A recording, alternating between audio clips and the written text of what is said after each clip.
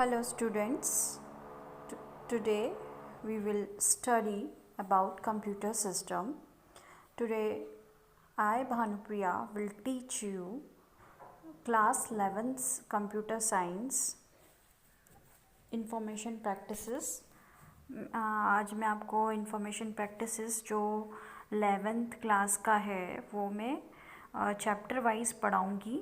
जो भी स्टूडेंट्स हैं वो chapter wise topic wise computer system information practices जो सब्जेक्ट है उसको पढ़ना चाहते हैं वो मेरे वीडियोस को फॉलो कर सकते हैं और उनके थ्रू वो अच्छे से पढ़ सकते हैं कि किस तरीके से मतलब इंफॉर्मेशन प्रैक्टिसेस में सारे चैप्टर्स को रिवाइज कर सकते हैं. तो now we will start from computer system. So here today we will discuss about computer system. In this chapter we will study about introduction to computer system, evolution of computer, कैसे evolution हुआ computer का, पूरा introduction computer system का. We will study about the computer memory and software. Right? Now come to the introduction point. So first of all we will see this definition of computer.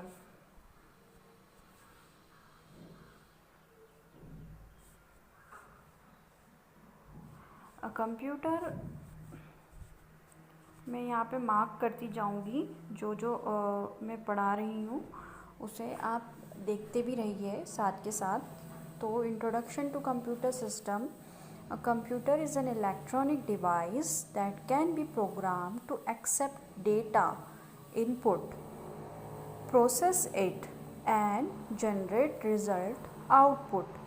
तो वो क्या बोल रहा है कि जो कंप्यूटर है वो एक इलेक्ट्रॉनिक डिवाइस है जो क्या कर सकती है, वो प्रोग्राम करती है. प्रोग्राम्ड ऐसे प्रोग्राम करी गई है कि जो एक्सेप्ट करती है डेटा एज अ इनपुट. जो भी हम डेटा डालेंगे वो इनपुट रहेगा. मतलब अगर हम कीबोर्ड से डालेंगे जो भी हम टाइप करते हैं वो इनपुट होता है. तो वो डेटा एक्सेप्ट करती है एज अ इनपुट. फिर उसको वो क्या करती है, प्रोसेस करती है एंड जनरेट करती है रिज़ल्ट. रिज़ल्ट जो जनरेट होगा उसे हम क्या कहेंगे, output. A computer along with additional hardware. जो कंप्यूटर है उसमें एडिशनल हार्डवेयर्स होते हैं, एडिशनल हार्डवेयर होते हैं. एंड मतलब जो कंप्यूटर सिस्टम रहता है उसमें हम एडिशनल हार्डवेयर भी लगा सकते हैं जिसको हम बोलते हैं peripheral devices.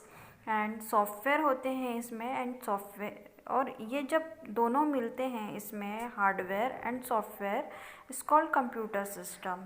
A computer along with additional hardware and software together is called a computer system. Now a computer system primarily comprises of central processing unit, memory, input output devices and storage devices. अभी ये बोल रहे हैं कि computer system जो है वो primarily कैसे कंप्राइजेज होता है, मतलब कैसे वो बनता है. तो उसमें जो होती है वो एक सेंट्रल प्रोसेसिंग यूनिट होती है, उसमें मेमोरी होती है, उसमें इनपुट आउटपुट डिवाइसेस होती हैं एंड उसमें स्टोरेज डिवाइसेस होती है. तब वो पूरा एक कंप्यूटर सिस्टम बनता है. अगर इनपुट डिवाइस नहीं होगी, केवल मॉनिटर होगा तो भी वो कंप्यूटर सिस्टम नहीं होगा. केवल वो पार्ट कहलाएगा मॉनिटर. या केवल कहीं कीबोर्ड पड़ा हुआ है तो आप उसको कंप्यूटर सिस्टम नहीं बोल सकते हो, दैट इज़ कॉल्ड कीबोर्ड. जब ये पूरी यूनिट्स एक साथ असेंबल हो जाती है तब वो एक सिस्टम बनता है, computer system. All this components function together as a single unit to deliver the desired output. और जितने भी ये सारे कंपोनेंट्स हैं वो एक साथ फंक्शन करते हैं, एक सिंगल यूनिट होकर फंक्शन करते हैं और आपको डिलीवर करेंगे जो भी आपका डिज़ायर्ड आउटपुट है. A computer system comes in various form and sizes. और जो कंप्यूटर सिस्टम है उसके आपको तो पता ही है मार्केट में कितने सारे फॉर्म्स आ चुके हैं, साइजेस आ चुके हैं। तो see, this is our first topic, introduction of computer. Now we will go, it can vary from high-end server to personal desktop, laptop, tablet, computer और स्मार्टफोन. अभी इसमें कौन कौन से डिवाइसेस आ गए हैं?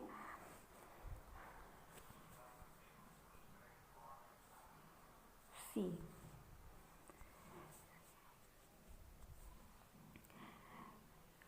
from high-end server, it can vary from high-end server to personal desktop, laptop, tablet, computer और स्मार्टफोन. ये सारे ही कंप्यूटर डिवाइस है.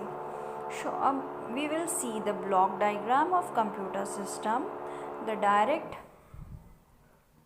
We will see the block diagram of computer system. The directed line represent the flow of data and signal between the components. अब हम देखते हैं जो कंप्यूटर सिस्टम है उसका block diagram. So see, this block diagram is very important. जब भी अगर आपके क्वेश्चन आता है what is computer, define computer, और आप इस ब्लॉक डायग्राम को भी रिप्रेजेंट करेंगे तो आपको बहुत ज़्यादा मार्क्स मिलेंगे. या कभी ऐसा क्वेश्चन भी आता है कि draw block diagram, components of computer diagrams, ऐसे क्वेश्चन आते हैं. तो आप block diagram of computer system अगर आता है बनाने के लिए तो आप इस डायग्राम को बनाओ.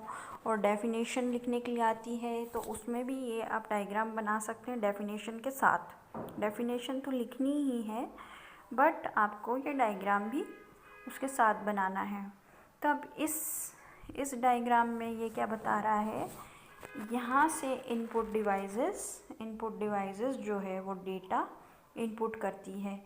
अब इनपुट डिवाइसेस मैंने आपको बताया है कौन कौन सी होती है. जो डेटा जिसके थ्रू हम इनपुट देते हैं अंदर, जैसे कि हम टाइप करते हैं कीबोर्ड से, तो वो होती है इनपुट डिवाइसेस. माउस होता है इनपुट डिवाइसेस, क्लिक करके हम कुछ भी इनपुट देते हैं, कुछ भी इंस्ट्रक्शन देते हैं कंप्यूटर को, वो होती है इनपुट डिवाइसेस. ठीक है. नाउ इसके अंदर हम देखेंगे कि ये ब्लॉक डायग्राम है जिसमें एक सेंट्रल प्रोसेसिंग यूनिट जो है वो बीच में सेंट्रल प्रोसेसिंग यूनिट शो कर रहा है. ये इस सेंट्रल प्रोसेसिंग यूनिट के अंदर ये जो है बॉक्स, ये है सेंट्रल प्रोसेसिंग यूनिट. इसके अंदर है एक कंट्रोल यूनिट जिसको एब्रीविएट करा है CU. एक है अर्थमेटिक लॉजिक यूनिट और मेमोरी, प्राइमरी मेमोरी और सेकेंडरी स्टोरेज डिवाइस. ये आप चारों चीज़ याद करना कि सेंट्रल प्रोसेसिंग यूनिट में क्या क्या है, क्या क्या आता है सेंट्रल प्रोसेसिंग यूनिट के अंदर. CPU के अंदर क्या क्या आता है. CPU जो है सेंट्रल प्रोसेसिंग यूनिट है. ऐसा भी क्वेश्चन आ सकता है कि सेंट्रल प्रोसेसिंग यूनिट क्या होती है.